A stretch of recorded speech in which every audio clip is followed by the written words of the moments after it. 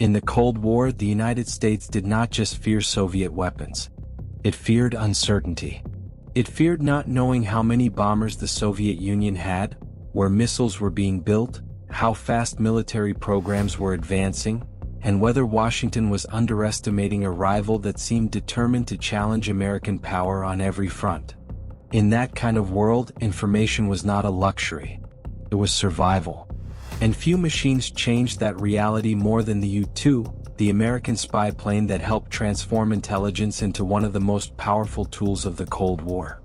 To understand why the U-2 mattered so much, it helps to remember what the early Cold War actually felt like. This was not simply a rivalry of speeches and ideology. It was a period filled with fear, suspicion, secrecy, and the constant possibility that a bad assumption could become a strategic disaster. American officials knew the Soviet Union was expanding its military power, but knowing that in general was not enough. They needed specifics. They needed evidence. They needed to see airfields, missile sites, industrial centers, and test facilities. They needed answers that could not be guessed from propaganda, diplomatic cables, or rumor. That created a dangerous intelligence problem. The Soviet Union was closed, secretive, and deeply hostile to outside observation.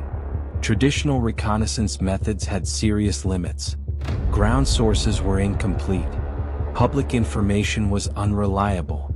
Aircraft flying at normal altitudes faced major risks. If the United States wanted a clearer picture of Soviet military capabilities, it needed a platform that could go where ordinary systems could not. It needed something that could cross vast distances, gather sensitive visual intelligence, and operate high enough to stay beyond the reach of what many believed Soviet defenses could handle at the time. That need led to the development of the U-2. Built in the 1950s under conditions of secrecy, the aircraft was designed around one central idea: altitude. Instead of trying to overpower defenses in the conventional sense, the U-2 would simply fly above them. It was light, narrow, and built for extreme high-altitude reconnaissance. Its long wings gave it the ability to operate far above most military aircraft of its era. And in the strategic logic of the time, that seemed revolutionary. If the United States could look down from altitudes the Soviets could not reliably contest, then Washington could gain the one advantage every great power wants in a crisis: clarity. That clarity mattered more than many people realize today. In the early Cold War, American fears about Soviet capabilities were not always based on hard evidence. In some cases, the United States worried that the Soviet Union might be much stronger than it actually was in specific areas. Intelligence gaps create pressure, and pressure often produces exaggerated estimates. The U-2 helped reduce that uncertainty. By collecting images of Soviet facilities, bases, and weapons-related infrastructure, it gave American planners something they desperately needed: a more accurate way to measure the threat. And in strategic competition, better measurement can change everything. This is one of the reasons the U-2 became so important so quickly. It was not merely spying for the sake of spying. It was correcting assumptions. It was replacing fear with evidence and replacing speculation with images that could be studied, compared, and turned into policy. In a rivalry where both sides were preparing for the possibility of catastrophic war, that kind of intelligence was not just useful. It shaped military planning, diplomatic posture, and national confidence. The U-2 allowed the United States to see enough of the Soviet system to begin separating myth from reality. And that point deserves emphasis. The Cold War produced powerful narratives on both sides. Governments projected strength. Militaries exaggerated readiness. Political leaders used uncertainty for leverage. But photographs are stubborn things. Once analysts had real imagery, they could count aircraft, examine airfields, estimate production patterns, and look for evidence of military expansion. The U-2 did not solve every intelligence problem, but it changed the conversation. It made it harder for uncertainty alone to dominate strategic thinking. In that sense, the aircraft was not just gathering pictures. It was reshaping the decision-making environment in Washington. From a technical standpoint, the U-2 was unusual from the beginning. It looked less like a conventional military aircraft and more like a machine built around a single demanding mission profile. Its long wings gave it an almost glider-like appearance. Its design was not about aggressive visual power. It was about reaching altitudes where the mission became possible. That alone made it a symbol of a new way of thinking. Instead of treating reconnaissance as a supporting activity, the United States was creating a platform that turned intelligence collection into a strategic priority in its own right. At first, that altitude advantage gave the aircraft a remarkable edge. Flying far above most operational threats of the time, the U-2 represented a form of access that the Soviet Union had great reason to fear. Because once the aircraft crossed into sensitive airspace, it was no longer just a plane overhead. It was a sign that the United States was trying to see through one of the most guarded military systems in the world. That was a strategic insult as much as an intelligence threat. It challenged Soviet secrecy. It challenged Soviet control. And it signaled that American planners were willing to take serious risks to avoid being blind. For the United States, those risks were considered worth taking because the payoff was enormous. U-2 flights helped provide better insight into Soviet bomber strength, missile development, and defense infrastructure. More importantly, they helped Washington test its own assumptions. During periods of intense rivalry, nations often imagine worst-case scenarios. If one side believes the other has overwhelming hidden strength, it may overreact, misallocate resources, or make policy choices based more on fear than fact. The U-2 helped reduce that danger by bringing back evidence that could be studied by intelligence analysts, military planners, and senior decision makers. In that sense, the aircraft became part of a larger American advantage: the ability to connect technology, intelligence, and strategy. The Cold War was never just about which country had more weapons. It was also about who could better understand the real condition of the battlefield before the battlefield even existed. Seeing first matters. Understanding first matters. And the U-2 gave the United States a powerful tool for doing exactly that. It expanded the American ability to observe, compare, and anticipate.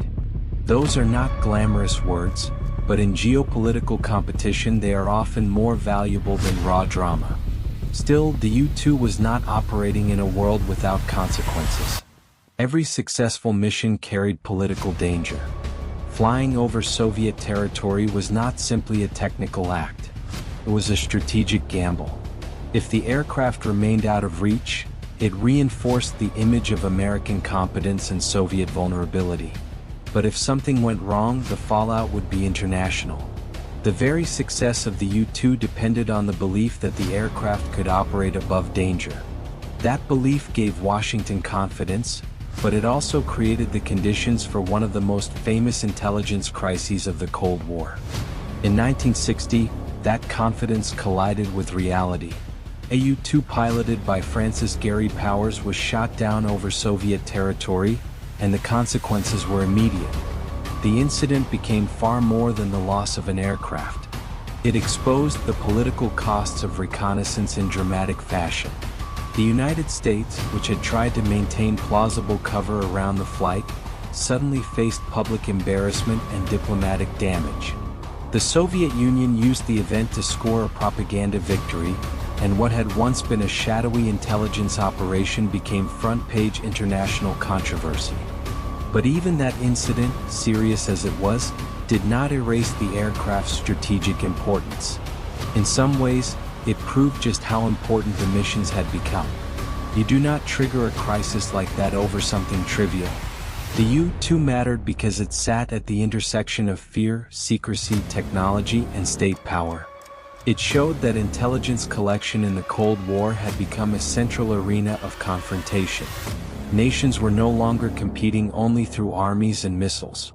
They were competing through visibility itself. Who could see more, learn faster, and act with better information? The U-2 made that competition impossible to ignore. The downing of Powers also taught Washington an important lesson. High-altitude reconnaissance was extraordinarily valuable, But no single advantage remains permanent forever. Defenses improve. Missiles evolve. Tracking systems get better. What feels untouchable in one stage of strategic rivalry becomes vulnerable in another. And yet that does not make the earlier system a failure. On the contrary, it often proves how decisive it was in its time. The U-2 helped open a door. Later aircraft and satellite systems would push that door even further, but the U-2 was one of the machines that changed expectations first. Its legacy then is bigger than its silhouette. The U-2 represented the moment when the United States made a clear strategic bet that technological ingenuity could reduce uncertainty and help stabilize decision-making in an unstable world. That is one of the most important themes in Cold War history. The United States was not only building weapons, it was building systems of awareness. It was trying to prevent surprise, reduce strategic blindness, and gain the kind of informational advantage that could influence everything from defense spending to diplomacy.